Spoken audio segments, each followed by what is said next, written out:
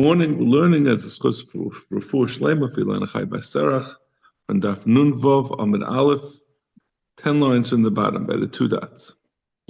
Amar Papa, Afa Leukestein, person who bakes a mincha and makes it into chametz is mechayev two malchus. We saw in the previous Gemara. We learned from a pasuk that Yechayev. But it's from the Mishnah really. Chayev al ishasav al irchasav al afiyasa. But we saw where the pasuk was that you chayev for each stage a separate lav for each stage of baking a mincha to be chametz. You chayev for the kneading and you chayev for the aricha, which is braiding and shaping the challah, and then you chayev for baking it. So he says someone who bakes it is chayev two. One achas al irchasav al achas al afiyasa. In addition to baking the chametz, the mincha to be chametz, when he bakes, he's also concluding it's the end of the aricha, it's the end of the braiding process. It means when you shape it, it's not final. Like when you knead something, it's fully kneaded. There's nothing more to be done. It's irreversible. When you shape something, you take a challah, let's say, and you braid it. I guess they didn't braid these matzahs. So I don't know why I keep on saying braiding. But you shape it into whatever shape it is. But until you bake it, it could still be redone and shaped differently. It's not really, hasn't been finished. So when you bake it, that's the end of the shaping process. So you chayev separately when you bake it, both for the afiyah itself as well as for finishing the shaping process. We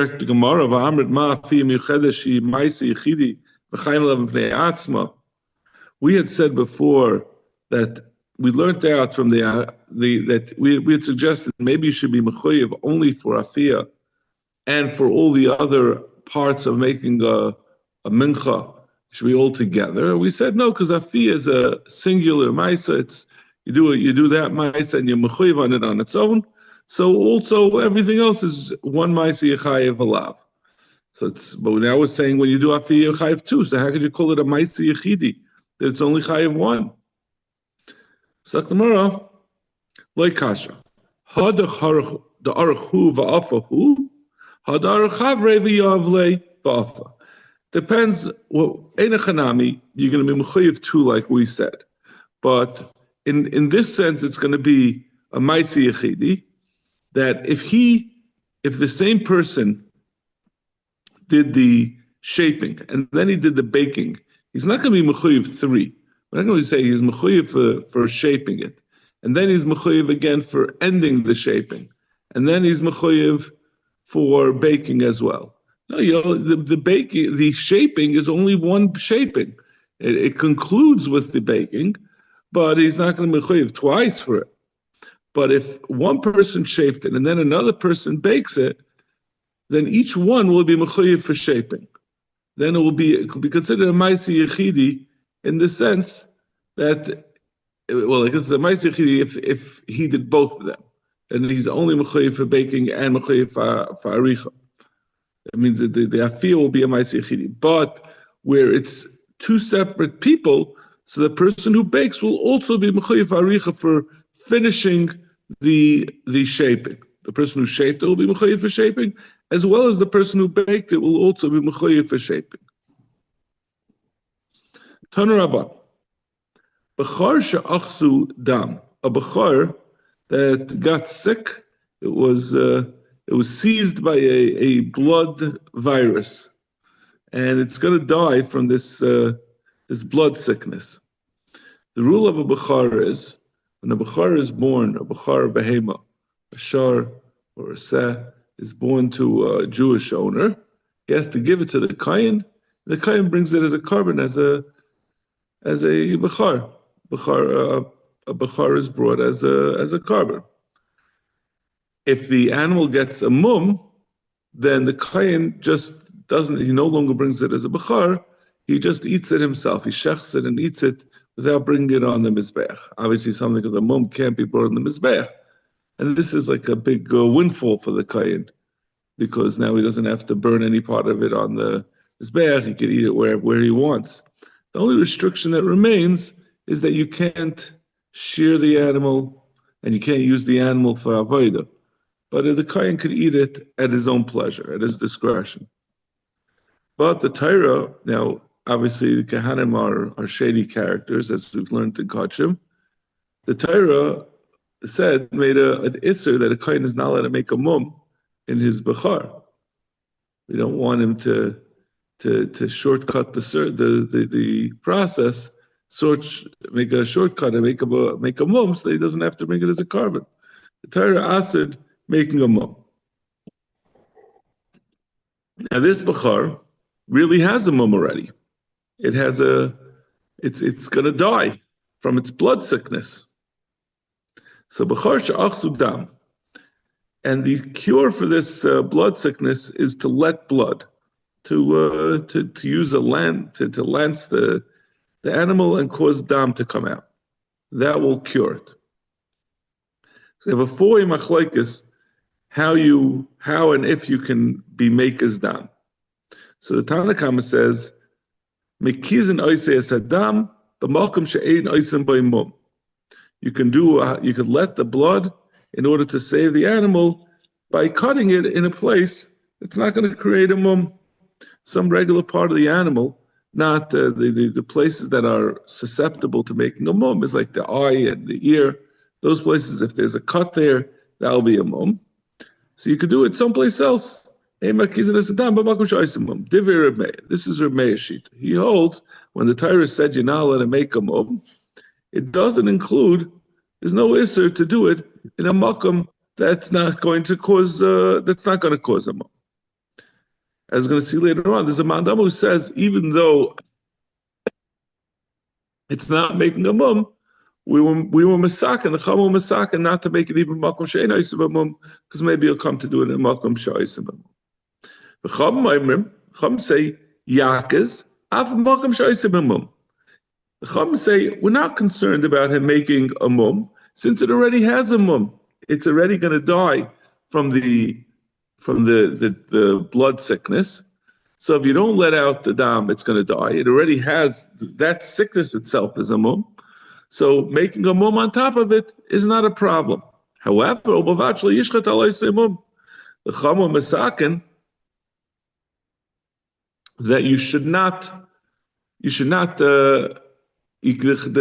we're still worried that the kohen is going to play shenanigans, and he's going to claim there was a blood sickness that never existed, and he'll make a little mum in the ear to get it to be free to eat as he wishes.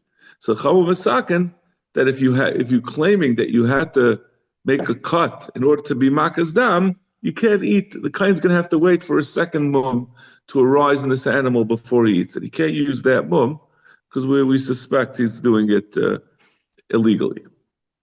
That's the second shot. Shimon Omer, af nishchat aloysim mum. Shimon basically these are the chachamim, but he says I'm not concerned about that takana. I'm not worried about the Gehanim doing this. Yehuda Omer afilu meis a mekizin le'esadam. Rabbi Yehuda says I don't allow any hakazas adam, whether in the makam where it's going to cause a mum, even if it's in a makam that's not causing a mum, and it's not that's really we can totally ignore that. But because he's worried about, first of all, he holds you can't make a mum at once there was a mum. You can't say because it was going to die, therefore you're allowed to make a mum. He disagrees with that concept. And second of all, he's worried that if you allow a small mum, something that's not a mum, you make a small cut that's not a mum, he'll end up doing a real cut. Amar Rabbi Rabbi Yechanan, Hakol Moedim. Although we just argued, like let's see Rashi, Hakol Moedim, Afagav de Pligi, the Matal Momachamum, Koin Hachsu, the Achsadam. Even though that we had this four-way machlekes, which really came out to the question of can you make a mum after you already have a mum? Since you have a mum that the dam of the dam, can you make a second mum afterwards? Then, like Rashi said, even though they argue about that, bechimetz going oirach achar losh v'ayif achar oirach kulan chayav. Although we have said it's a machlekes over there by the dam, in our case that we started off what the Mishnah was talking about, where we said in the Mishnah that you could be chayiv, both the person who kneads the dough as well as the person who shapes the dough and bakes the dough, and we said it, although there was already a chimutz from the first lav, you could still be over in that case for the second one and the third one, because the Torah said you chayiv on each one separately. You can never have one. You can never have someone being lush. You can't have someone baking without first having been lush and shaping it. Even so, the Torah said you chayiv for each one. So, Amar Rabbi Yochanan, Kol moedim mechametz acha mechametz shu chayiv. That you're going to be chayiv. The chsiv loisasa chametz loisayafa chametz, which is essentially where we learned out that the Torah first says you can't make chametz, and it says you shouldn't bake, which is where we learned out that you chayiv for each one. It's not really a different limud than what we had before. The Gemara is just pointing out from the fact that the Torah taught us that you chayiv for each part of the process of baking bread. If you do that on a mincha that's not supposed to be chametz, that you chayiv on each one. Zok the Gemara. And similarly, b'mesaris acha mesaris, there's a law that one is not allowed to castrate. Well, it's not really castrate, to cause an animal to no longer to be fertile, to mutilate an animal that it can no longer be fertile. The chsiv umoch, the Torah says umoch v'kasas, which are different ways of crushing and breaking. The notak v'karas, notak is to cut off, and karas is to cut. So Dr. Gemara, im al karas uchayev al noitik le kol shekain. Karas is to make a partial cut, and noitik is to make a full cut. So if you chayev for making a partial cut, certainly you chayev for making a full cut. And lehevi noitik acha karas. It's coming to tell you, if you made a partial cut and then you did the full cut, shu chayev. You're going to be chayev, even though the person who did the karas was already chayev. The one who's noitik afterwards is still chayev. The only machlokes, so we're saying both in the case of mincha and the case of mesaris, there's no restriction that after you are mechayev for doing one of them, a maisa that would be mechayev you. If the same person or another person goes ahead, I guess it will depend. It might depend on whether it's the same person or not. In the case of, we said by the mincha, by oifa, but generally, if someone else goes and does another maisa, even though there was already chayiv for the first one, you're going to be chayiv again. But they were only chayiv, the four-way machlokes, but matul mum bebal mum. Remeir Sava, where does Remeir? Remeir was the mandam who says you can make a slight mum, which is not really a mum, in a place that there's no mum. Like he does it in a place where it wouldn't be considered a mum. He says, Kol mum la yeh. The Torah says there shouldn't be any mum by it. So even after there was already a mum there, that the animal was going to die from the blood sickness, you still can't make another mum on top of it. The Rabbanan say you could even do it. They don't say there's a takana, which they have a chaylik on Rabbi Yehuda says there's no takana, but they hold ba'etzem. You can make a mum, since there's already a mum in the dam, you can make another dam, not another mum. The Rabbanan Savi Tomim Yeh L'Ratzon. It says Tomim Yeh L'Ratzon. So as long as it's not Tomim, there's no isser to make a mum. It's not a tom because it already has a mum. Remeir Nami Eksiv Tom Yeh L'Ratzon. What does Remeir do with this pasuk of Tom Yeh L'Ratzon? Halumute Bal Mum Meikara. According to Remeir, that's coming to tell you that although there is an isser in making a mum achar mum, if it has a sickness, it got sick and it became it's going to die, you can't make another mum on that. But if the animal was born a bal mum, this bechar was born a bal mum, then there's no isser to make a second mum in it. In fact, the Gemara says a Baal Mum, something that was born with a mum, a Bechar that was born with a mum, is a tree. Meaning to say, it's not a Bechar. It never got the din of a Bechar. You can't say that there's an Isser to make it a Baal Mum because it never got in the first place the din of a Bechar. I assume that would mean that if a Bechar was born with a mum, it wouldn't have the dinim of a Bechar that we said that it's Asr Begiza Va'avaida. That even if a Baal Mum gets a mum, even if a Bechar gets a mum, it's still Asr Begiza Va'avaida. It would sound to me from this that there's not going to be an Isser to be Asr Ba'avaida if it was born like that. Rashi, Dikla Ba'amhu, Delay Kaddish, Umitzra Kral, Mishil Hatal Baimo.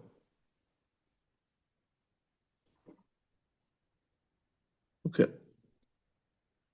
Zak Gemara. Ella, so we can't say it's coming to be Mamayit, an animal that had a mum meikara. Elamute Psule Hamakdash and Lacha Pejina.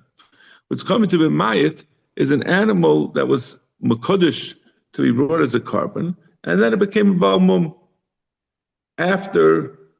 And so the din is when it gets a mum, then you have to be paid it. And when you paid an animal, this is not talking about a bechar, it's talking about stomach carbon. It was set aside for a carbon, but it got a mum, so you paid it and used the money to buy a new carbon. But that animal after pigeon has the same din as the bechar after it gets a mum. Just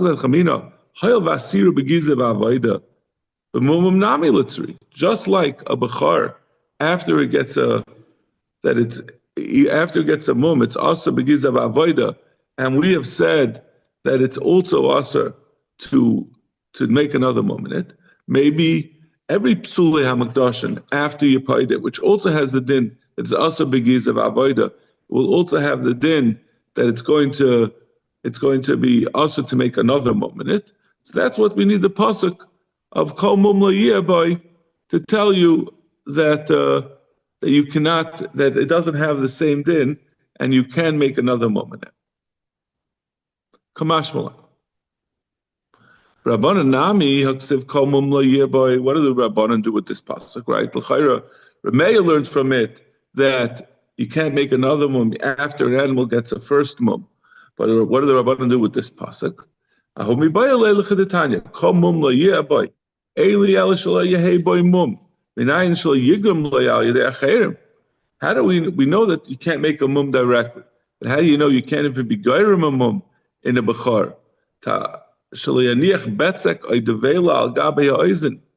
That maybe what you could do is a kohen who wants to be able to eat the bechar without bringing it as a carbon, he'll put a little bit of dough or some honey on the ear of the animal.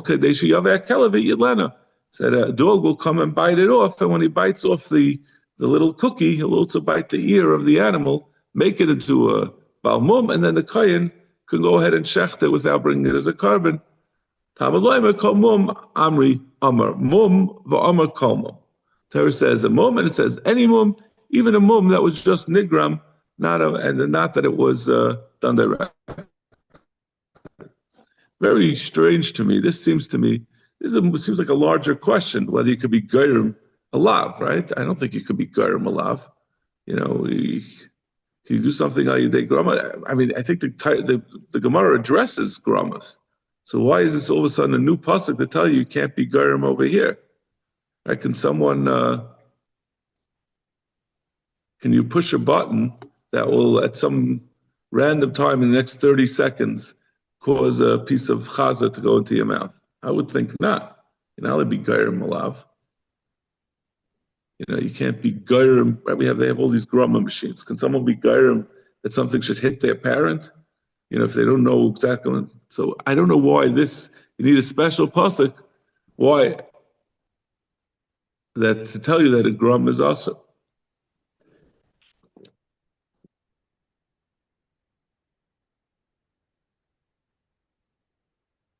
Okay.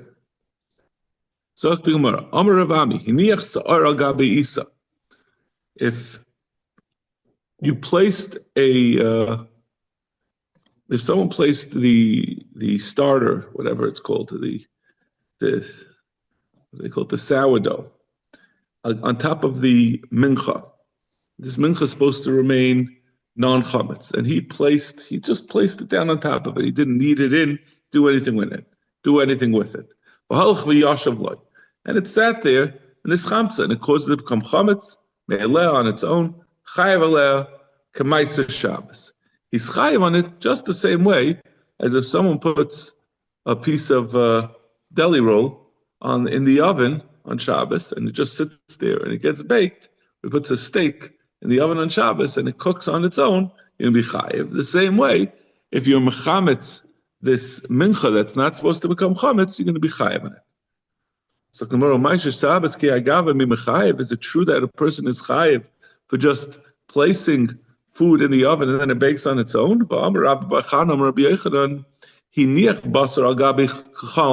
If someone took meat and he put it on top of the coals, if he turns over the meat to cook both sides, he's chayiv. But if he didn't turn it over, he's potter. So you see, just placing it there is not enough to be chayiv. You have to do an action afterwards. Amar Rava, my chayiv nami dekama kamaiset tzli shel Shabbos. Ein chanami. When we say you're going to be chayiv by a mincha, it's also only when you roast it the way you're going to roast on Shabbos, that you roast both sides. Sounds very strange, right? But we're going to see, obviously, if you take a very thin piece of meat that's going to get cooked through both sides, and I went to a fancy restaurant in Chicago, where they give you like this super thin piece of meat. I think it was a very big moneymaker for them because the whole thing weighed about an ounce. And they gave you a hot stone. And you take the meat and you put it on the stone, and they tell you don't put it on for more than 20 seconds. And then you take it off and it's fully cooked. And they charge you like $30 for 1/10 of a piece of meat. But it's very sticky. So you can cook something very quickly. That's a full cooking. So obviously it's a little strange that we're saying now that if you roast one side, you don't roast the other side, you're not chayav on Shabbos. The Gemara is going to go into this a little more. We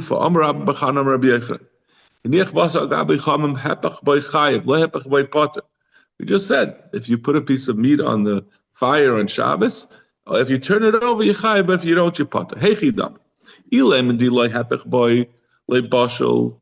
Pshita. If we're talking about that if you don't turn it over, it's not going to be fully cooked. The coals are going to go out and it's still going to be raw. Obviously, you're not chayav. You never got cooked. Ela diloi mahapech le nami have a bashal. Ela mai must be talking about where it gets cooked. It gets roasted even without turning over. Amai loy mechayev. Why are you not chayav? So loy tzricha. Diloi hapech be have a bashal mitzad echad kamaychel ben jusay. We're talking about if you don't turn it over, on one side, it's going to be 1/3 cooked. It's not going to be fully cooked. It's only going to be cooked like Kamaychel ben Drusai, which is the amount that the Ganovim used to cook their meat because they were always in a rush. They had to be ready to go at any moment. So they would cook it 1/3 of a normal amount. So it would only get cooked on one side, this minimal amount. And then if you turn it over, the second side will be also partially cooked, 1/3 cooked. But Kamash Malan, that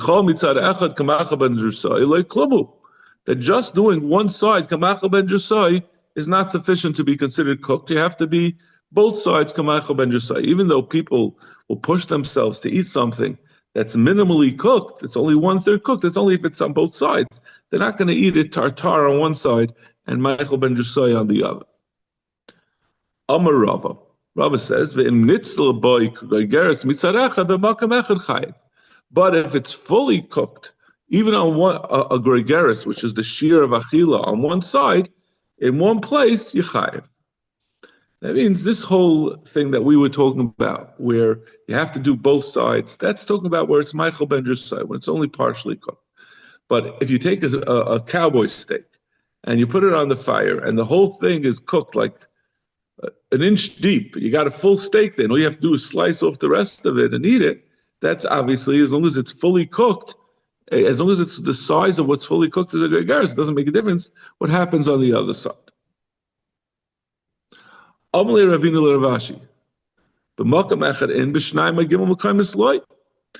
is mashma from what Rava just said.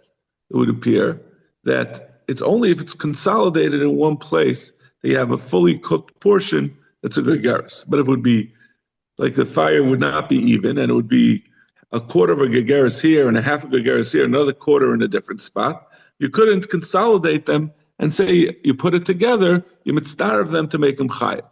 But Tanan, hakadech kol shehu chayiv. Someone who makes any size hole with a drill is chayiv.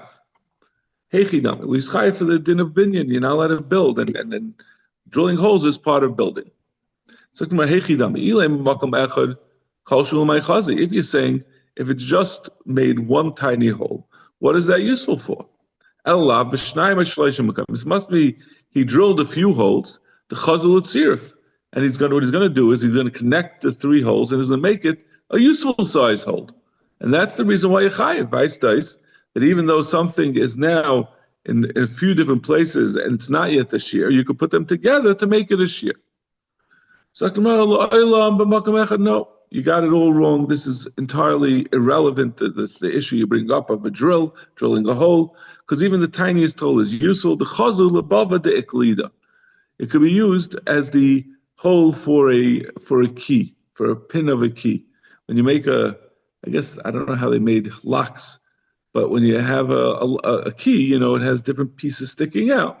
So a tiny hole could be enough for that key to fall into the hole.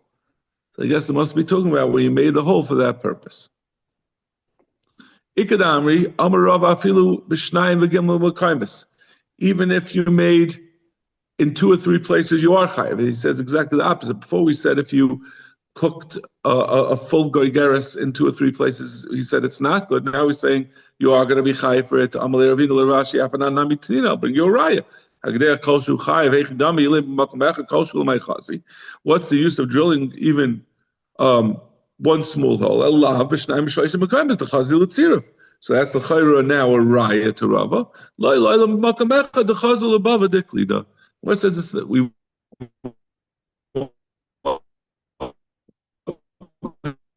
Rava said exactly the opposite. Therefore, Rava used as all for a key. Tan Rabban ilu nemer asher takrivu Hashem. This isser that we said that you can't make a mincha chametz. Had the Torah left out the first words of this pasuk, the pasuk is kol mincha asher takrivu Hashem leisasa chametz. If it just started with asher takrivu Hashem leisasa chametz, you say ainli beloisasa chametz ele chametz bilvad. I would have thought that the only part asher takrivu Hashem, it's only the part that's brought on the mizbeach, which is the mincha. Which is the kaimitz. The rest of the mincha is given to the kahanim to eat. So I would think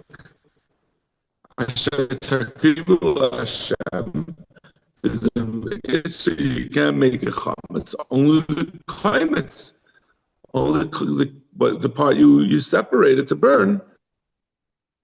Sham mincha b'nayin tamalei kol mincha. That's why the Torah had to say kol mincha. Asher takrivu Hashem. That's what you said. There's a isser to be mechamed. That's the whole thing. I'm sorry. It says Asher takrivu Hashem. The pasuk continues. Asher takrivu Hamalei mikol hamincha. Right. Then the pasuk continues. Asher takrivu Hashem. I read it wrong before. I read it too long.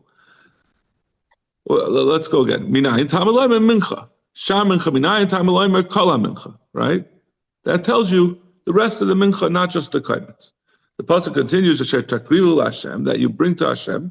That teaches you only if it's a kosher mincha, not a pasul mincha. If something pasul the mincha, then it no longer has an isser to become chametz. We can't amru hamachmetz tzakshera chayev. That's psula potter. If someone takes a mincha that's kosher and he's mechametz and he's chayev, but if it became pasul, for example, the Gemara is going to give the example: if you were moitzi. Mincha's Kodesh Kadashim, you're not allowed to bring it out of the Beis HaMikdash. We bring it out, it passes it. If you were Yaitza with the Mincha, it became pasul, and then afterwards you let it become Chametz, you're not going to be Chayiv from a Chametz. Boira Papa. Chimtza v'yatza v'chaza v'chimtza ma. What happened if you allowed it to become Chametz? Now we said already that there is a din, you could be Chametz after it already became Chametz, right? You could do first, you could be Chayiv for Lisha, being Mechametz, and then you could be Chayiv for baking it as chametz. So what happened if he made it chametz by Lisha, and then he took it out? He took the mincha out, so now it became pasul. Because of a chimtza, and then he made a chaimitz again. What's it then? Even the yatsa ifsala be yaitza, but he had the mechametz la loy mechayev. Do we say, since it was like we said before, if it's yaitza, that passes it, so therefore there's not going to be a chiv or chimitz. Loy mechayev Allah mishum mechmetz acham mechmetz oidilma. Even the chimtza pasel so yaitza loy mahanibe. Since it already became chametz, and we say so it's pasel anyway because of the chametz, but that din that it became pasel al chametz, we know you could be chayiv for being chametz it again. So therefore, we could disregard the yitzia over here because the yitzia did not make it pasel. It was already pasel. It was just a psul that allows for another psul chametz afterwards. So Gemara teku. Boy of Mary, what happened if he made it chametz on the top of the mizbeach, meaning it already was on the mizbeach, and then he made it chametz? Asher takrivu, asher amar Rahman v'ha ikrva. The Torah says, where did we learn out that it should be that if it's possible, it's no longer have it in chametz because it says asher takrivu Hashem. So that's mashma that something that you bring to Hashem, if it becomes chametz, you're going to be chayiv. But this already was brought on the mizbeach, so maybe it's already past the point of the chaimitz be making him chayiv and alav. Or maybe you say, as long as it wasn't burnt, it's not fully karov, and it's still subject to the iser of the mechametz. So tomorrow, teku. Okay, we'll stop over here. We'll continue with the rest tomorrow. Still goes, I think, for a while. Thank you. Have a good day.